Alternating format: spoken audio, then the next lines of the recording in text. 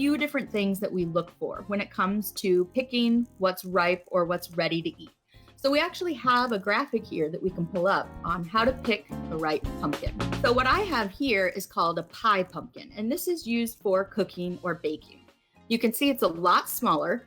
The skin is a lot smoother. It doesn't have the big deep ridges that you see the carving pumpkins for.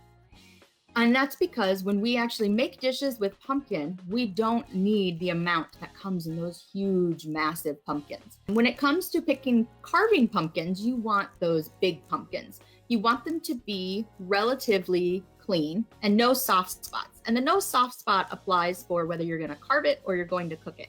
And that's because that soft spot, if you're carving it, just means it's going to go bad sooner. So you might not have a pumpkin that lasts until Halloween on your front porch if you carve it.